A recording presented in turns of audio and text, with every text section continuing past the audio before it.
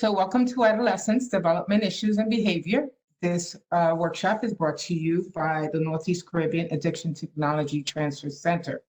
This is a SAMHSA disclaimer. They are funders, and they fund us to do this work, and they provide us the support to do this. And we develop our materials and work off subject matter experts per surveys and studies. Everything is research based. And so, and what you'll hear is a lot of the trainers and presenters on our platform. We share some of our expertise and experience from the field. And so the training materials are developed from that perspective.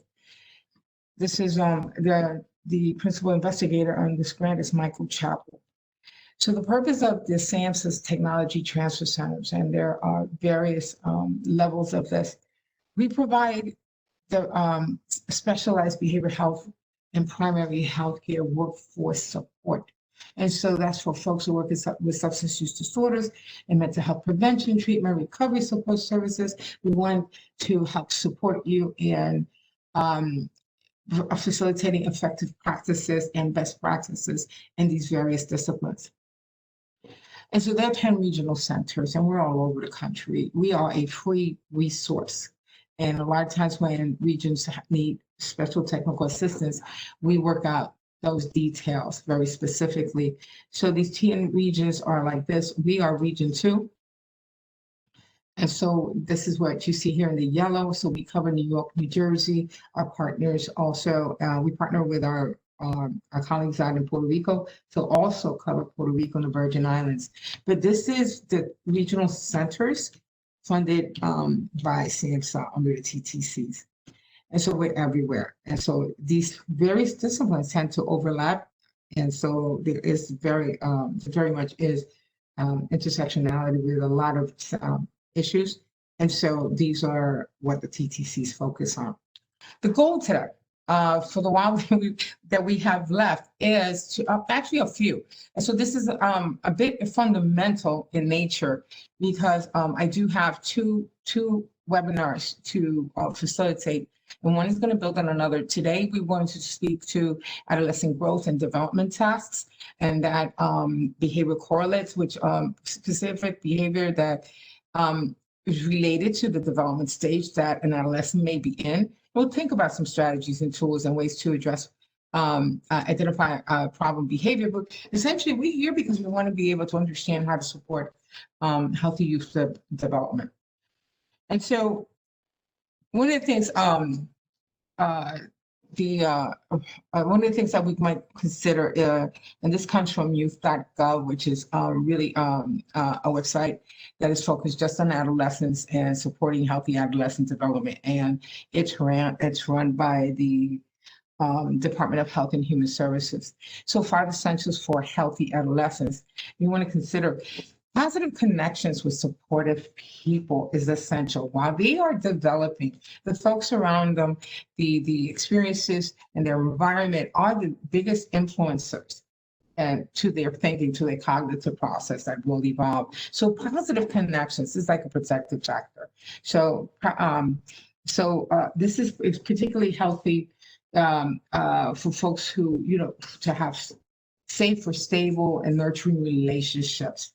So as they evolve and as they learn, whether it's with their parents or grandparents, immediate family, coaches, school folks, and even peers, these are essential protective factors for some of the essential protective factors for healthy development for youth. So these types of connections are pretty important. If you think of how some might be at-risk youth and might have a hard time being able to identify or have these types of protective factors in their life. So healthy teens need a safe and secure place to live and learn and to play. Environments that are supportive, like neighborhood clubhouses or communities. They foster healthy adolescent development. So there's across the whole spectrum. So it's both physical, mental, psychological. It helps provide experiences and opportunities for social interactions So they benefit from these soft places just by having healthy places to hang out. Access to high quality and team friendly healthcare is particularly important. And team friendly meaning an environment that is actually focused on issues that present with them and being able to interact in a way where it would be friendly as opposed it would be friendly and team centered. So this is a whole array of different healthcare type of resources. For instance, like dental care, medical care, mental and behavioral health services when needed, healthcare providers that can help support them in their development process. So opportunities also for teens to engage as learners, leaders, and team members. And so community initiatives, school initiatives that can help them engage in activity, sports, sometimes social community events can help provide opportunities to help them build their leadership experiences and help build self-confidence. So a coordinated adolescent and family-centered services also includes maybe just the opportunities to be able to provide resources that can help bring families and adolescents together and be supportive. These are to just ensure better health outcomes and support healthy development and healthy interactions within the family. So unfortunately, the systems for providing services supports for adolescents might be a little fragmented, to say the least.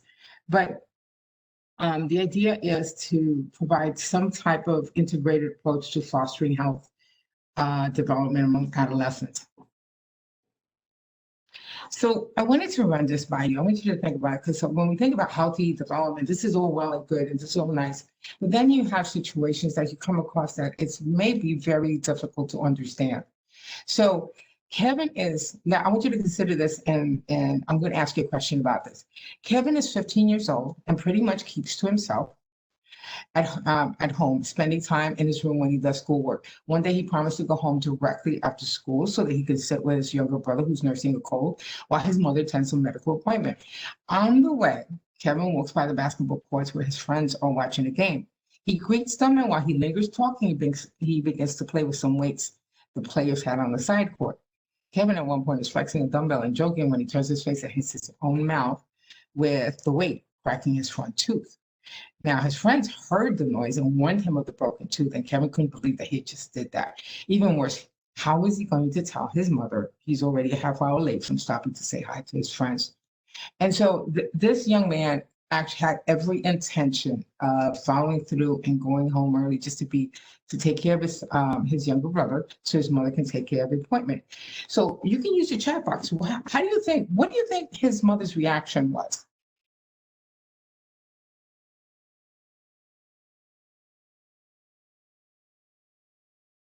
So for you folks that are on this webinar, what do you think Kevin's mother's reaction was?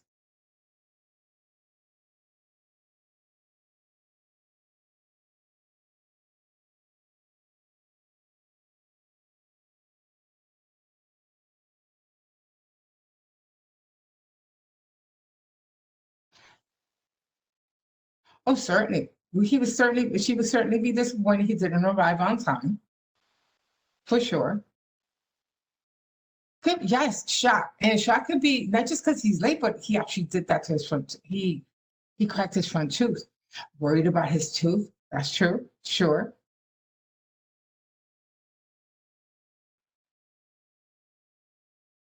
Any other reactions? So when you're typing it in, I'm going to share with you. This is a true story. And so what happened with the mom, what teens are easily distracted, a friendly reminder to arrive on time could help. That's a really good idea. And that may have helped, but I guess going forward, that would be a really good idea. I would tell you that it's a true story. And so what happened was that when Kevin got home, his mother first was worried, and then the worry turned to anger because the tooth was cracked. Kevin had a beautiful set of teeth, and then after that, then Kevin didn't know what to do because she said, you were strictly told me that you was going to come home. The idea here was that Kevin was fully committed to coming home. And just like you said earlier when you said teens can be easily distracted, this can happen from time to time. It doesn't mean that he has problematic behavior or that anything else may be going on. It is the most natural thing in the world that would happen. Unfortunately, there's a tooth crack, there's worry, and then there's a little anger on the parent side, but she eventually calmed down and was happy and was glad that at least he was safe. So these kinds of situations tend to happen from time to time. And this is kind of a nicer one. This is not necessarily the ones that we encounter in our when we work with youth in our programs. So thanks everybody for your comments. So let's go on. So let's talk about adolescence. You know, there are different stages of adolescence. And so young people with these age groups experience different physical, cognitive, and emotional changes at different times. So from early adolescence is, you know, depending on who the researcher is and depending on who the, who's doing the data gathering and doing the research, you know, it'll fluctuate, but it's typically around 11 to 13 years is considered early adolescence. Middle adolescence, somewhere around 14 to 17 years of age. Late adolescence, 18 to 21 years of age. So in order to understand adolescent, it's really important we go over some real basic information, adolescent brain development. So here you have a slide, and I'm sorry, so it looks a little blurred, but inside the teenage brain, this is particularly important. I think sometimes when we get in a field, we may forget, so it's worth just reviewing this just very briefly. So you see the different components of the brain. Each one has different function. And it's color coded to show slight separation because they have different functions. And so in the back of the brain, what you see here is well, back here in the bottom is more towards the brainstem. The hippocampus is somewhere along, it's connected to the midbrain. It has memory and learning. That's where information is retained, experiences are retained. The ventral striatum, it's a reward center, not fully developed in teens. In adults, it's fully developed. Teens are more excited by rewarding consequence. The parietal lobe, responsible for touch, sight, language, continues to develop into the 20s. The amygdala in the bottom left, what you see is the emotional, and that's the amygdala, hippocampus, you know, all work together. And stores not just memory of experiences, but associated sensations. So, you know, the fears, aggressions, all that is stored in there. The prefrontal cortex we are familiar with, that's the executive suite. It's the area of the brain that processes information, and typically we will use this, ideally we would use this to make informed decisions on how we may go forward consciously with any particular situation, how we process information. You know, it's kind of like we have the pros and cons, that type of thing. So here's the interesting thing about the brain. So in terms for, let's just say we're thinking about a 14 or 15-year-old, the brain develops from the back end all the way to the front. And let me explain that just a little further. So what we see is the brain functions from the back to the front. And so the way it connects with itself, the way it communicates with itself, it sends neurotransmitters to different parts of the brain. Neurotransmitters provide messages with different messages on different functions to incite different actions or thoughts in the mind and the body. And so one of the neurotransmitters that we know quite a bit about is the dopamine, which is associated with, you know, feelings of sensation, of relatedness. And so it has been, it's also been associated with risky behaviors for teenagers, novelty seeking, impulsiveness. So here's the reason why, because if you think about the brain being developed from back to forward, the midbrain is where it's more fully developed in the prefrontal cortex for the average 14 or 15-year-old and maybe 16-year-old. And so that part of the brain that is holding on to memory and sensations, you know, for an adult, they typically would mitigate different situations. by sending neurotransmitters both to that part of the brain and the front, so that way informed decisions can be made. For a teenager, often what is driving decision making can be the limbic brain, the limbic part of the brain, which has this, the hippocampus and the amygdala, where the reward pathway is. And I want to discuss that just a little bit more. In the limbic system, what you see in terms of the difference between an adult and an adolescent is the adult will have the front part of the brain, a fully developed brain. So the functions that are going on there, certain things are remembered, certain functions are remembered. The idea that, say, when you're hungry, you remember that you will be satisfied if you eat. When you're thirsty, you'll remember that you will quench your thirst if you drink a fluid. And so those types of information, that type of information is kept in the limbic system, in that middle area where the amygdala and the hippocampus is. Now, that is a survival mechanism that our bodies, our minds have to help us continue to live. So those dopamine neurotransmitters are associated with those feelings of satisfaction. So if you're a teenager and you only have that part of the brain mostly developed, and not necessarily the prefrontal cortex is not as developed, then what's pretty much driving decision making or different, say, the ability to, or the capacity to make certain decisions may be more emotionally based. So what you see here is like raw emotions are kept in check by the prefrontal cortex, because for like the average adult, they're able to mitigate and process the, what is the next best step in a particular situation. An adolescent does not necessarily have that capacity. And so their emotions may overwhelm them, may overwhelm their capacity, their decision making. And so they may not necessarily be able to, say, mitigate emotional reactions or process situations in a way where they're able to weigh out the pros and the cons. And so when we work with teenagers and or youth, and we are sometimes bewildered at some of the decisions that they make, sometimes we forget that they don't have the same capacity as an adult. And that might be something for us to consider in terms of how we interact, how we communicate with adolescents, with teenagers, or with early adolescents. When we speak as an adult, we have a lot of information. We have a lot of perhaps our own reasons or why we are providing certain information to teenagers or even earlier adolescent folks, kids. And so a lot of the information that we convey has a lot of experience and knowledge behind it. And a lot of times an adult might expect that person, that adolescent or that teenager they're speaking to understand exactly what they're saying, but with that extra information that they don't have. So their capacity is so much limited. How they interpret, how they translate, how they internalize the information you give them will be differently than how you would convey, because you would be the adult and they're the adolescent with less experience, less stored information, less data that can give them more ways to process exactly what you're saying. So communication is a very important part of trying to engage adolescents and understanding that they're in a different place than the average adult is.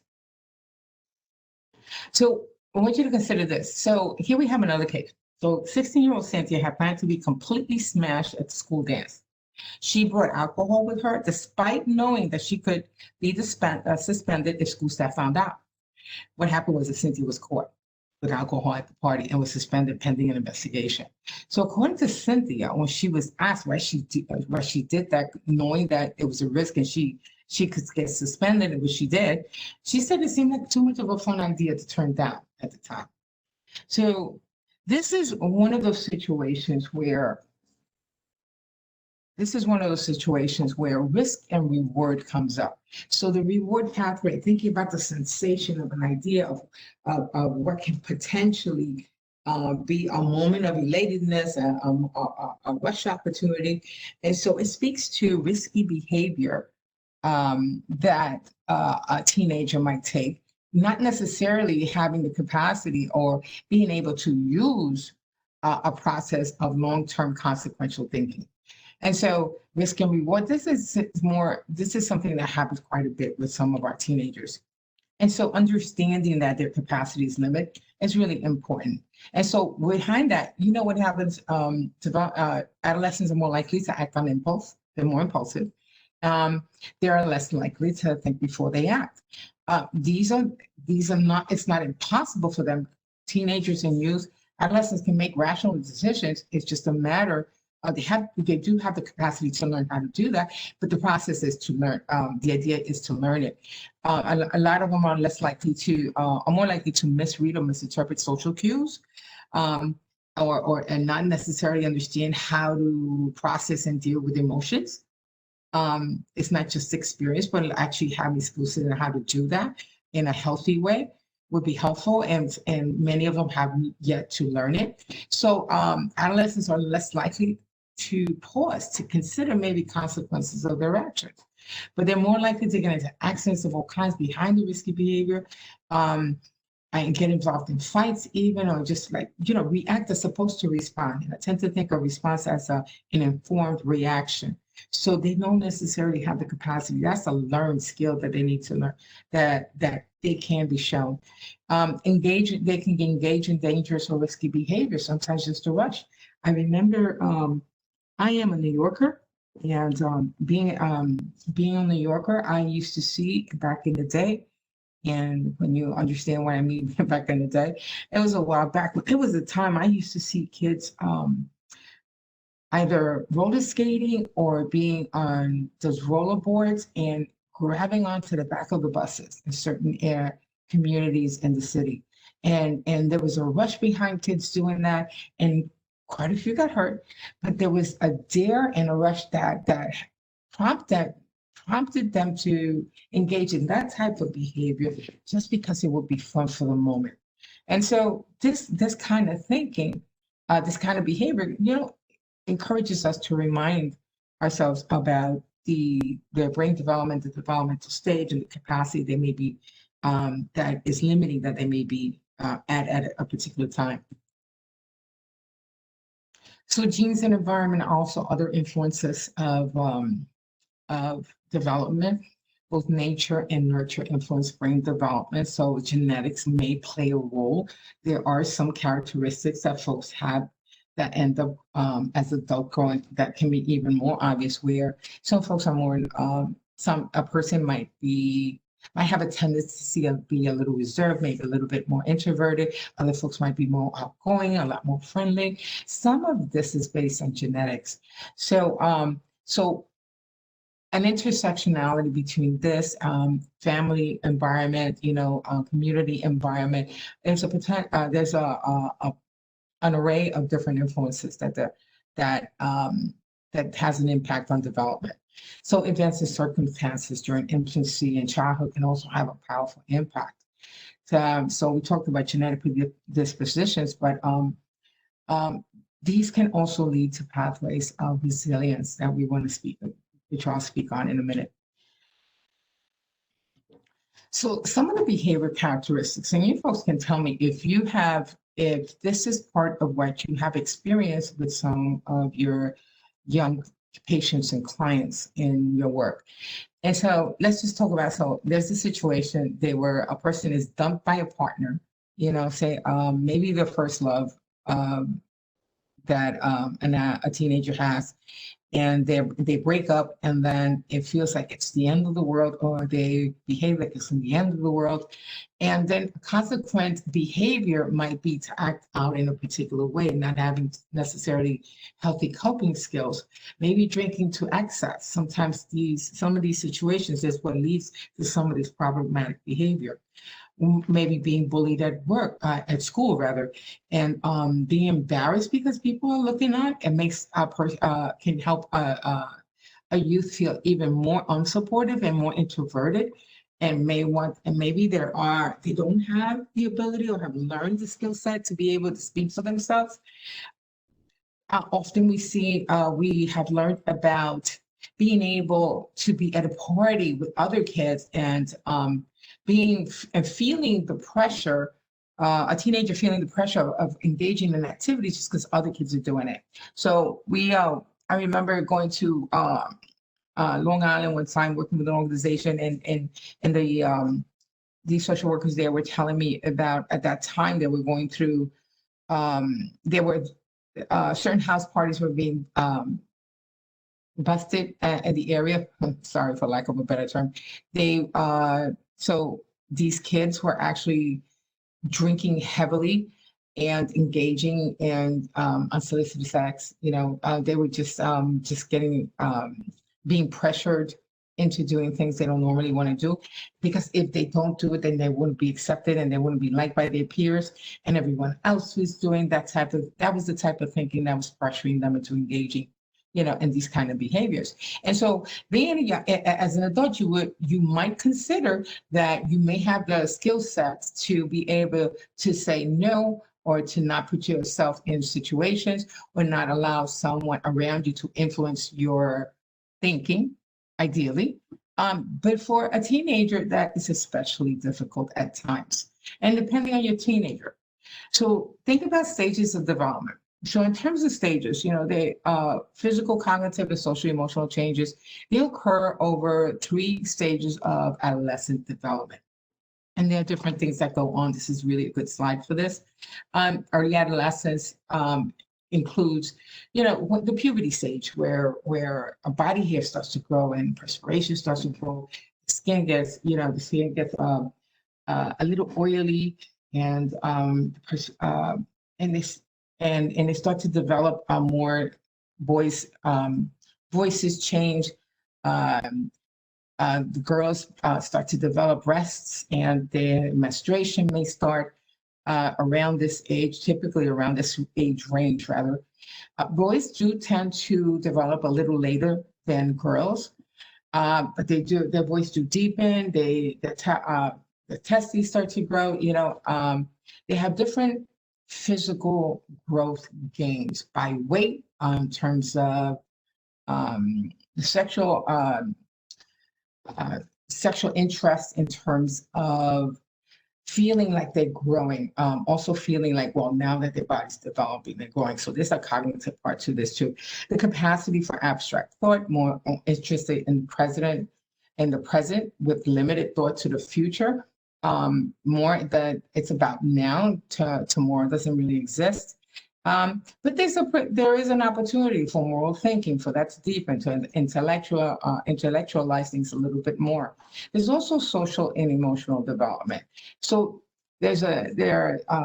identity formation happens around this time, and so thinking about how they develop emotionally and socially at this time is pretty important. The task around this time is like find out who you are. Teens at this age are wondering what kind of a person they are. They are looking to understand how their awkwardness around their own body that is growing. If they don't always if they don't get the information of how the biological changes that come along with adolescence. So that certainly would impact more on ideas and self-esteem. And so identity is a really, really big one. It has and being very close to peers, getting close to peers, or getting a best friend is pretty important around this time. So it's the peer group, the influence of the peer group. So while identity is being formed, identity often is connected to the peers that they are spending time with. There's a desire for independence. Sometimes there's a childish behavior, but it's certainly moodiness, so there's more to this. There are also other differences in timing of puberty, and sometimes there's a psychological impact. For instance, girls do develop, while girls develop early, there are sometimes males, young youth that do develop a little earlier than other males. And for them, their rates of athleticism and self-confidence can be extremely helpful for them. They might be able to achieve more academically compared to later developing males, because of confidence and maybe the idea that they can do it, that can help them. So the other psychological development about early developing girls is correlated with lower self-esteem, which is interesting because the body concerns, they're not necessarily looking like their peers. Their peers may not be developing as fast as they are. So if a girl is developing at 10, where most girls might be developing at 11 or 12, there's a challenge there in terms of interaction, in terms of what the girl may think of herself. And so and there's also other things that are going on. So a lot of times, not every parent knows this, but and sometimes maybe school officials and coaches and some of us folks who work with youth in community organizations or health, other behavioral health services may forget that the need to sleep is pretty important. So the average kid, let's just talk for a second before the pandemic. The average kid needs 9 to 9.5 hours of sleep. And that's essential to healthy development. A lot of young teenagers don't like to sleep early, like to sleep late, but they have to get up early. So it might be a bit of a struggle being able to accomplish, academic tasks. So especially when the academic demands have increased over the years. You haven't seen any kid go to school, any teenager go to school, and middle school, intermediate school or high school, and what you tend to see is a lot of times they're carrying a lot of books. And so so that fatigue that teenagers might get because they don't get enough sleep and there's more of a demand academically and the capacity is limited, they're still evolving, that puts a lot of stress on them. So fatigue, impaired performance in school, there certainly is a potential for health risks. And according to the CDC, there is 20% of adolescents aged 12 to 19 have issues of obesity. So it's become a pretty serious national problem in the U.S. Almost 14% of children between 2 and 5 have issues of obesity. And it's shaped by a lot of different influences. There's multiple settings. There are different cultural issues. So it's not just home. It's also schools. It's communities. And if you consider, that 1 in 4 students have a chronic condition. It's like asthma, diabetes, not just obesity. And so children from 6 to 11 have obesity. Who have obesity. Those issues have increased between the late 80s. From 7% to almost 20%, and up to in as recent as 2016. So issues of that, the health issues are really important for development. So having nutritional programs and access to those type of resources is really important. Yes, adverse childhood experiences. I'm so glad you mentioned that. And so and then I'm just going to get you the slide. So this is really kind of recapping some of the information I just read to, I just shared with you about the physical, cognitive, social, emotional development. I also want to talk about social transformation in terms of peer and parent-child, and there's a transition going on when a young person is growing into a place where their peers are important, where they're not as close as to the parents, maybe do not have they're not as communicative. They're probably a lot closer to a best friend or best friends. Gender roles in media and information sources are all impacting. And so interpersonal negotiation, social problem solving is all part about what it needs to be learned, or skill set that needs to be learned. And this is around the time where they're going intermediate level school or high schools. And they are learning this as they are, while they are living in the home, but as they're going on in the community and as they're going back and forth to school, they are learning these social skills and they're understanding and these and experiences in the communities are also influencing them as they go on. And so between 18 and 21, you have physical development, cognitive development, and social development. It goes from, at this point, they're pretty much physically developed. Their brains are not necessarily fully developed until 25 years of age. Some research shows that it can have development, a fully developed brain, ideally a healthy developed brain can be fully developed at 30 years old, at 30 years of age. So cognitively at this age or late stage of adolescence, they have the ability to do certain things, like actually process through certain ideas and think, have consequential thinking, and consider moralistic ideals, for personal decision making. They have a better idea of who they are as a person, who they things they want to do in their lives.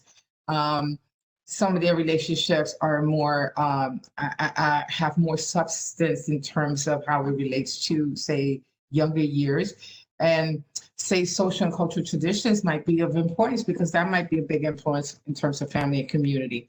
So when we think about the risk-taking aspect, so when I spoke to the capacity, the limited capacity for someone when they're at 14 or 15 years of age, and mostly what they're thinking about, what's driving them, is that midbrain, that sensation and part of the brain that's fully developed, and the prefrontal cortex that isn't. So we understand a little bit of the risk taking and perhaps why experimentation is part of the development process.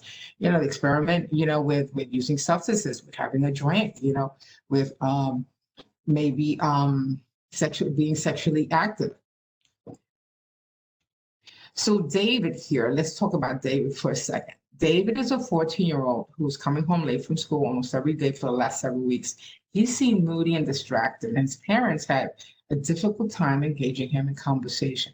He has begun to do poorly at school and eats very little. When his mother found the cigarette in his jacket, she knew there was a problem. So, what are your thoughts right now on this? I mean, I think that the fact that his mother was curious and she found a cigarette and thought that was problematic, that's a good sign. And we do not always have that ability to understand that something might be going on. Sometimes it's not observable in any kind of way. There's nothing to pick up on. And sometimes we think that maybe the teenager is just going through a stage. So, but adolescence is a host of different stages of changes. It's really vulnerable. It's a time where kids can develop unhealthy habits depending who is around them or what resources are readily accessible. And they grow into problems they can go into certain thinking and habits that they can take into adulthood. So behavior issues for adolescents are pretty common. They come up around this time. What is kind of neat, if there is such a thing, is the fact that as a teenager, a person's thinking can still be redirected a lot easier than someone who has been around for decades. So let me read some of the things that you're putting. Approach a child with an open mind, not accusatory. Very interesting and very important. Nicotine affecting his brain. Yeah, that's the thing. So a lot of these substances do affect development as well. Right. So far, I've been really speaking to kids and the development process without really an array of negative influences. But he may be feeling pressure to smoke and not even wanting to. This is true. So one of the first things is, and you included, never assume what you know. This is so important. And that's why when I mentioned earlier about adolescent-centered, being person-centered doesn't work just with adults. It also works with teenagers, with youth, but even with early adolescents. You want to understand their world from their perspective. You want to ask them. So there are opportunity to address issues, yes. Peer pressure may be the very thing of why he's doing this, or there could be a host of other things that might be going on that maybe he hasn't processed in a healthy way. So let's talk about this a little bit more. Thank you, everyone. So some of the challenges that can come might be cognitive. There might be cognitive delays, that can affect a child, an adolescent's intellectual functioning. It can interfere with awareness or causing learning difficulties. And so it might be apparent if the child is beginning school with delays, it might be hard to to actually address it, or identify rather, and then address it. So they might have difficulty communicating and playing with other children. So that's something to think of. So, but this type of delay may occur in some children who may have experienced some kind of brain injury due to an infection, like say maybe if there was an experience, or they have a history of meningitis, because that can cause swelling in the brain, encephalitis. There's also such a thing as shaking baby syndrome and seizure disorders and chromosomal disorders that affect intellectual development. And so these can increase cognitive delays. And I will tell you also that there are some cognitive delays where a kid who's 9 years old might be at a level where he might be assessed, and he might be at a level of maybe of a 6-year-old. And sometimes there are not conclusive or concrete, ways to, or identifiers that can be easily assessed to understand. But there are interventions and behavioral interventions that can be used to help them develop to be where they need to be at a particular age or stage. So some other things that can happen is motor delays. Delays in motor skills interfere with the child's ability to coordinate in large muscle groups, such as those like arms and legs and muscles and hands. Sometimes sometimes children grow with smaller muscles. And those with fine motor skills, motor delays rather, may have difficulty holding on to objects such as toys and tasks. So you think about sometimes some of the physical limitations or disabilities that some kids may have. Some motor delays result from genetic conditions. And so they may be caused by structural problems or discrepancy in some kind of limb development. And so some of these can certainly impact development, healthy development as a whole. Let me see what else you folks right. Yes. Sometimes we see speech delays, and sometimes let me just use I don't know all the specific details, but our current president, Biden, so he has a speech impediment, and he, as well as many other people, when they were kids, when they have speech impediments, can't affect their psychological development. Speech delays are not always picked up readily by family, but once it is picked up, there are resources that can support their language development. So some speech delays are receptive language disorders in which a child has difficulty understanding concepts or ideals. Sometimes children will have they'll have a problem identifying colors, body parts, or shapes. So maybe a child with this type of speech delay might be slow to speak, or to speak concrete terms, despite hearing that all around them while they're still very young.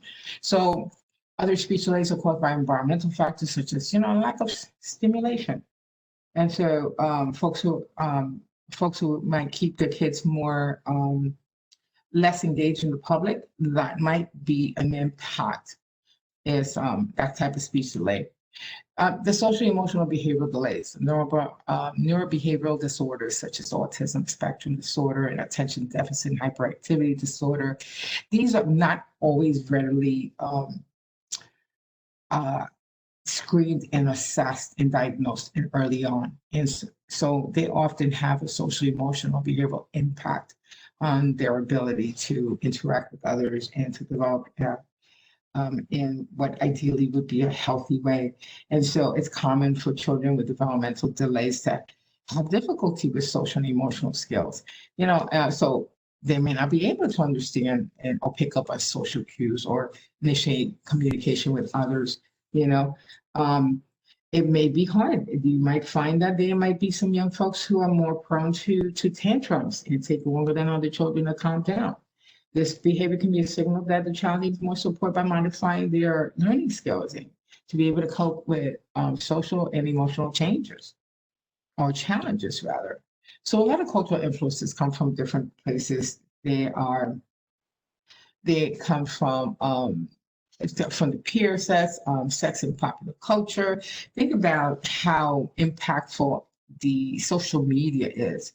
Um, and so a lot of times with technology, parents will consciously put specific settings in what they access on TV with smart TVs, what they access on their technology, whether it's their phone or their tablets. Um, but either way, but there still is ways where young people get influenced by what the attributes of the society is at the time. So popular sex and popular culture has that perceived that can impact their development, especially psychologically and decision making. Family culture traditions can be very impactful, very much as part of identity as adolescents are developing. The family is pretty stable. It's pretty much the main source of support of the average adolescent. I'm not going to say for all of them, there are no absolutes here, but for many kids that we work with in our programs, their family members and the cultural perspectives and traditions and rituals that they engage in ends up being part of their identity somewhere along the line. It does build into that. And so you also have violence in television and film that can be influencing. Again, I want you to consider this in terms of how to, depending on protective and risk factors from that perspective.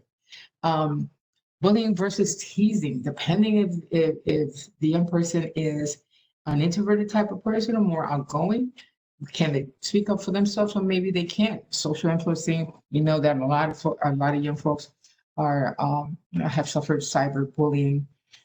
Gender and sexuality, it's not necessarily that most kids, a lot of folks know by the time they're like 6, 7, and 8 years old, their gender identity. This may be a bigger challenge if their gender identity is not gender not conforming and not in that contrast with what the family perspectives and traditions are or traditional philosophies are about that. So these can be some of the challenges that influences their behavior. So talking with adolescents, these are some do's and don'ts to consider. Talk with them, not at them. I remember I went to a youth conference one time, and one of the most impactful things was when I heard a young man talk about, adults always like to tell you not just what to do, but they talk to you, but they don't talk with you. They just talk to you. They talk at you.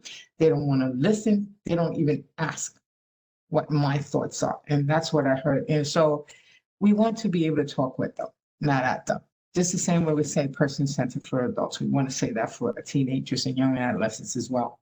And be a good listener without judgment. That's huge. To be able to engage a young person, be a good listener and don't jump in to try to correct because you know more because you have experience. Respect the privacy and their autonomy and their feelings. And, that's extremely important. Their perspectives are often shaped, it's not just experience, but it may be the limited information or limited experience they've had within the context of their world, the details that they know the best of. And so it really really warrants a person-centered approach. So, and then here's another thing that can be really essential when building a rapport. If you've made a mistake about something, and while you're engaging an adolescent or a teenager, just apologize. Just show your humanness. And that is more likely to help them see the realness of you as a human being as opposed to you as an authoritative figure talking at them. So don'ts also involve avoiding lecture to prevent yourself from doing that. No guilt trips. Don't reveal confidences. Reframe the questions. It's something in social work, that's what we do. An ecological perspective is something, it's kind of a really neat way to help when you're doing an intake assessment, with an adolescent. And I think about a lot of social workers that work in the school settings. These are the different influences that is impacting that person at their age. If you think about their biological, their neurological development, and the age frame and the influences at the time, then you can start to maybe detail out their world according to what they're telling you. So let's consider some risk factors. And someone was like a student up to a student and was able to put in the chat box about adverse childhood events. And so, and it's interesting how I still find a lot of professionals who have yet to understand or know what the adverse childhood events are. So we call it the ACE study. So it examined, it was one of the biggest research studies that was ever done. And so the study included, it was like 17,000 people. It was more than 17,000 people. They followed them for many years. And so what they did was were able to start to understand what things happen at a young age that can correlate with adult behavior.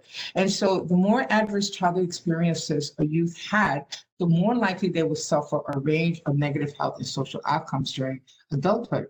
The more childhood experiences they had, the higher the likelihood that they would experience substance use, that they would engage in substance use. They have a higher likelihood for substance use disorder or mental health disorders, illness.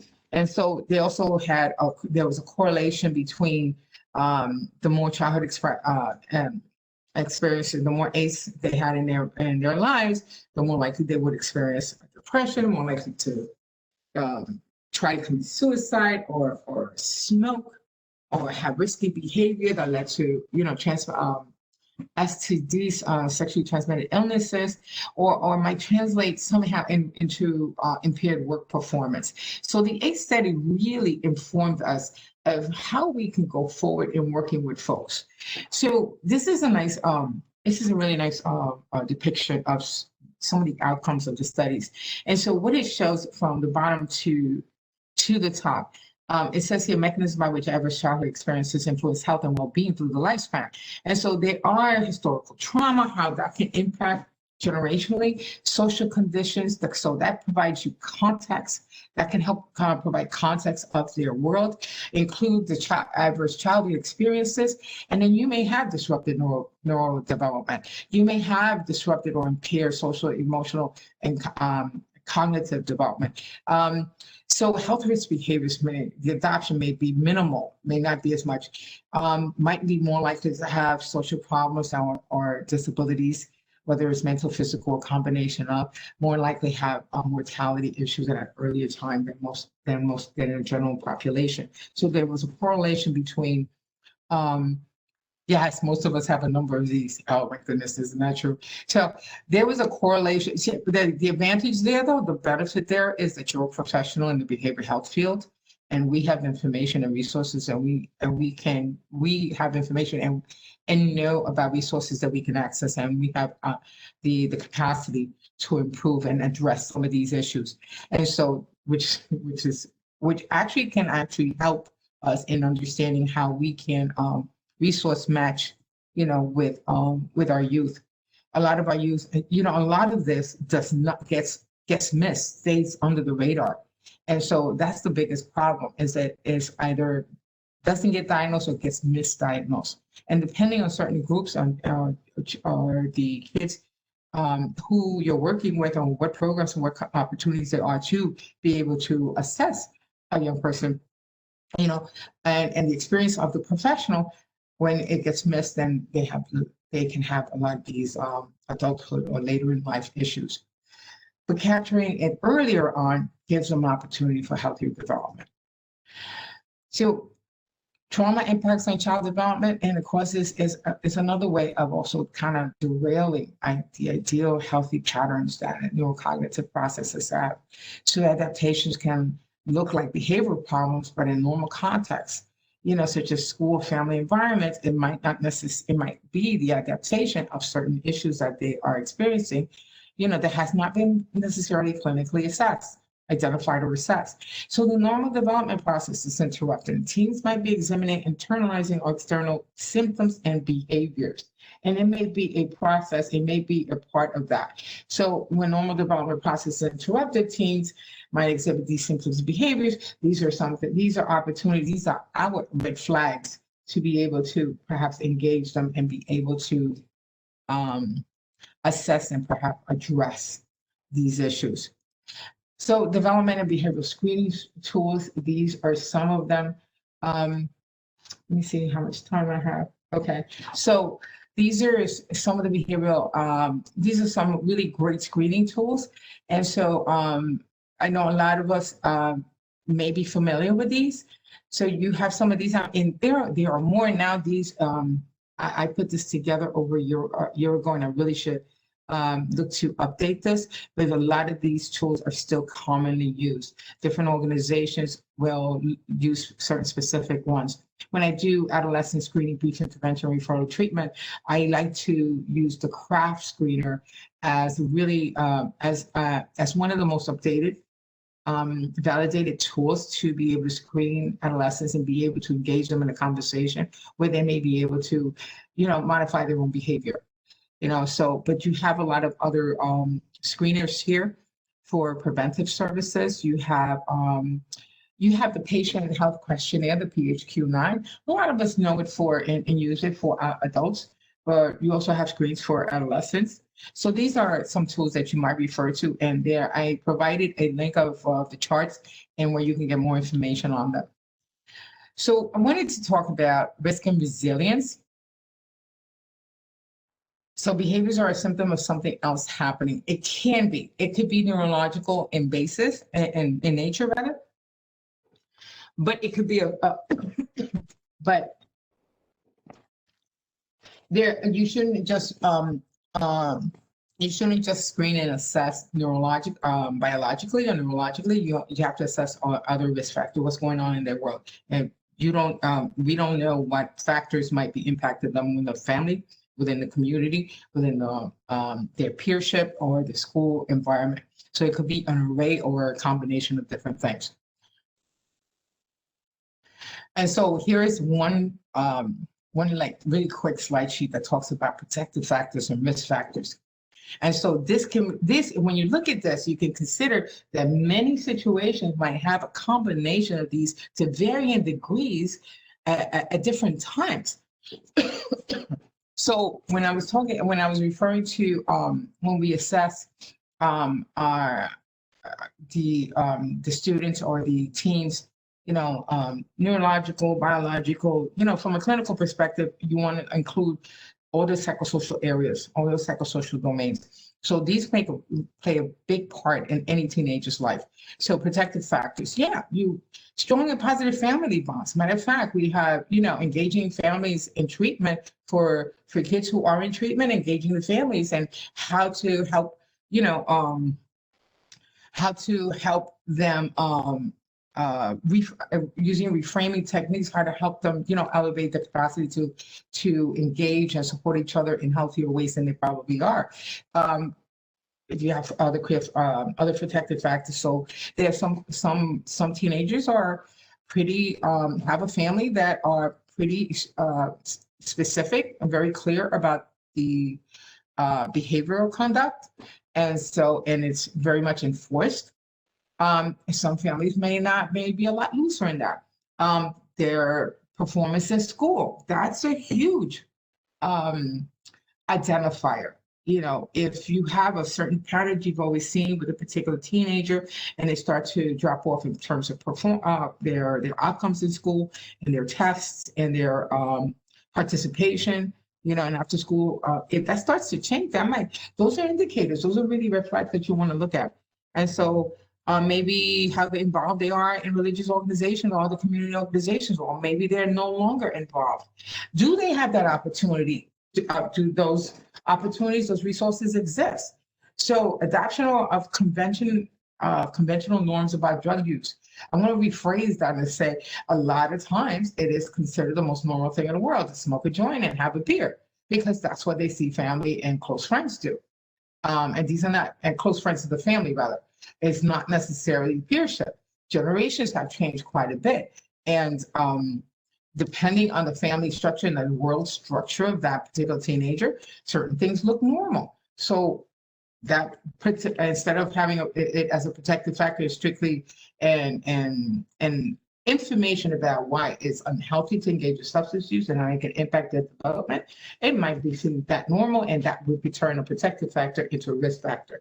So think of other things like chaotic home environments. We talked about, I just mentioned trauma a few minutes ago, and we don't know how traumatic, and we don't always assess how traumatic the impact can be of divorce between parents. Right now we're in the pandemic. We have folks who are not surviving their illness, the impact of that. Then you have this says ineffective parenting, especially with children with difficult temperament or conduct disorders. I am going to rephrase that. I am going to say that maybe the parenting is not as effective as it can be because the parents are so busy trying to put food on the table. It's a lot harder these days to do than it was before the pandemic. So some things to consider that way. So maybe they're not getting all the nurturing that they would ideally help them develop more healthy. So lack of parent-child attachments, inappropriate or aggressive behavior in the classroom, poor social coping skills, affiliation depending on which peers. It makes a big difference when a high school in the 10th grade is hanging out with peers who are also they're in the baseball, team, and they're engaged in the school, photography class, as opposed to, say, kids who are not engaging in any of that, but they're hanging out with kids who have dropped out, or are living in a community who do not have very much resources in terms of those types of activities. Not all schools have those activities. So some schools, so depending on what's going on in their world, you start to see protective risk factors and the balance. And the balance is really speaking to some problematic behavior that you might see. So I'm going to give you a scenario. I know I've got just a few more minutes, so I'm going to give you a scenario. A risk factor example. So here we have a 16-year-old adolescent who drives recklessly with a group of joyriding friends because they were all drinking and all agreed to move the party elsewhere. So how do we turn that around? We might want to consider, from a protective perspective, the same team might decide to be more careful and not to drive, calling a taxi with friends who disapprove of unsafe driving, in part because the youth is highly sensitive to the image among peers, and the acceptance of these peers is also important. So depending who they are. So there are things and resources we can put in place to actually take the risk factor example and switch that around, give them something to think about. So it's not too different from when a teenager is at a stage where the emotional part of the brain is doing most of the thinking, but you want to give them something to think about give them a process that they can engage in to consider the pros and cons. And so, so doing that can be the whole difference between them making a healthy decision not to drive. There's too many times where we've seen examples of kids who have gotten into car accidents and because of drinking, and not just, and maybe it might be somebody who gets into a car and doesn't drink, but the person who is driving is drinking, and just providing them this kind of information as to choices and options that they can choose, and the benefits of those options can make the difference between a young person who drives in a car recklessly as opposed to the same team who might decide to be more careful and not drive. So now I'm going to give you another scenario, and I want you to think about this. So here's a 14-year-old adolescent who spends a lot of time with the neighborhood teens who aren't going to school and often smoke marijuana, maybe other drugs, mimicking what they're doing. And so because they want to be accepted, they're at that stage, their peership is really important. So it's also possible there's no positive role model at the home and the family. So if this is the risk factors, what protective factors might you put in place to turn this scene around? What do you think? Put it in the chat box. What comes to mind right away that you can do?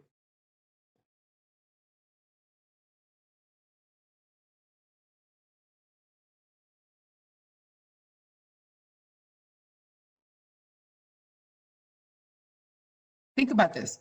If they're not going to school and often smoke marijuana, maybe other drugs because other kids are doing it. Other neighborhood teens are doing it. So what might we do? Speak with him about the dangers of drugs and alcohol. Okay, that's good. What else can we do?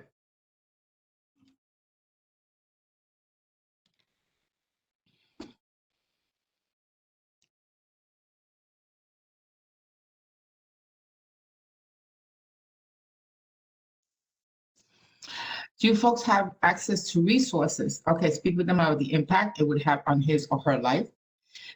That's excellent. It's really important for them to understand that, and it's important. A lot of times, I remember with my daughter when I used to tell her about some. She was when she was in high school, and I used to give her some information. She would say, "says I don't understand why they don't teach us this in school." And I say, well, maybe I don't know what the reason is for that. I just like letting young people know that certain things can actually derail how they develop mentally. After school program, that's exactly it. Find out about parental supervision. That's true. Getting the kid an ally in the school. Excellent.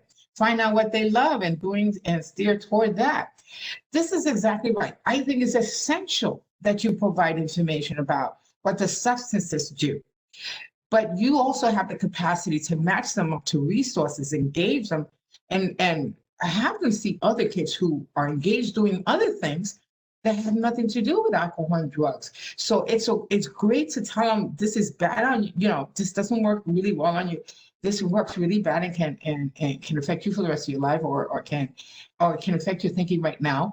But then also give them the scenario. You know, because that way you're using the developmental stage, they're into right now. So that's more, if part of consequential thinking is also experiences, then give them the opportunity to go to a place, to a club, to a program, to engage in an activity where they see other teens like themselves who are having so much fun without engaging in substance use, and that can have even a heavier impact than just giving the information alone. So I speak to my teen about developing brain and how he puts his body directly impacts any success in life. That's exactly right. And that's it. If you have the information, just share it in a way, not directed, but in a way where you're just having a conversation with them. So normalizing the drug conversation is especially important and has been effective for you. Thank you for sharing that, Daniela. And so that's important. It's like, so there was a time, and there are some families where certain things are considered kind of taboo. Let's not talk about it. But there's quite a bit on the table these days that can be helpful.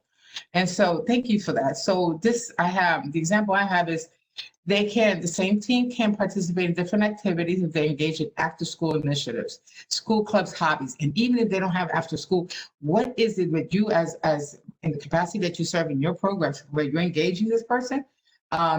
What can you match them with? What community activities can you match them with where they're engaged in something outside? You know, it can have so many different benefits. And so as a positive role model at home, if they don't have a positive role model at home, hey, there's big brothers, big sisters, they got coaches. You got folks who like to work with young people, especially at these different resources, that could be the model for them. So if a parent is not available at home because they have no choice but to go to work and try to keep the roof over their head and the food on the table, there's other ways that you can complement that missing factor. So thanks for that, folks. Thank you so much. So let me just go through this, and how can you help? Well, certainly be trained in adolescent development, and I went through this kind of quickly, but be trained on adolescent development and how some of these functions can happen. What are the influences? What are the foundations to some of these? As we spoke about very briefly, it could be neurological, be a combination of neurological, psychological, could be an array of different things. And understand how, I'm sorry, says adolescent drug abuse treatments. I should say adolescent substance use disorder treatment. That is the appropriate language. So I apologize for this. That's wrong. So, but just so we know, because it's really more of these potential issues that our teenagers have, not anything about labeling, but we want to provide them the best resources possible. So know how to take a comprehensive substance use history, how to do integrated therapy that addresses mental health and substance use, and what the foundational treatment of the therapeutic alliances. That's it. That's essential. We talk about that all the time when we work with adults. It's the same with adolescents. And if you're using processes that include family members involved, like some therapeutic interventions do include family members as supports and part of the process. That alliance, that's essential. That's when they're going to hear you the most. because you already have a rapport with them. So part of healthy development is the need for autonomy. Understand that they are their unique person and their perspectives are important.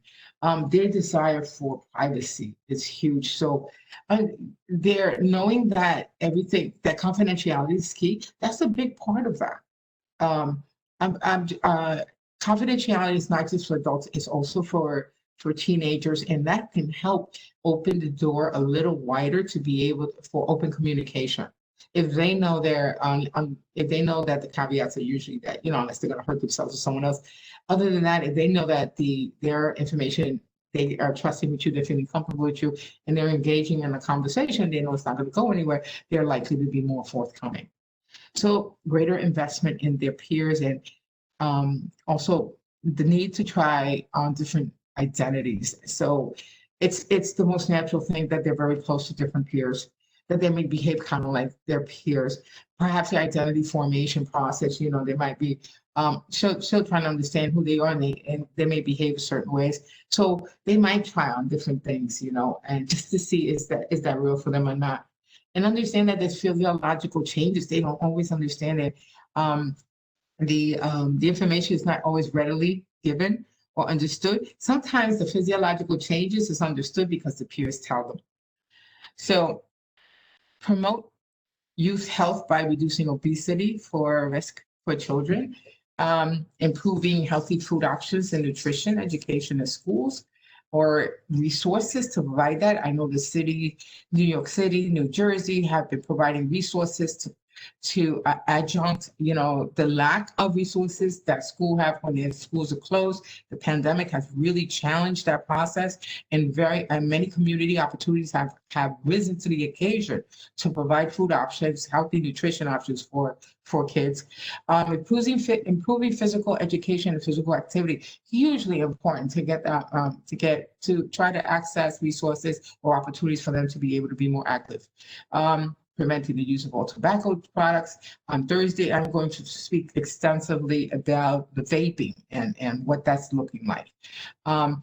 Helping children and adolescents manage their chronic health conditions in school, how to work around that while still being able to, still be a teenager. Promoting use of dental sealants to prevent cavities and promoting adequate sleep. And I think that part is probably a little easier today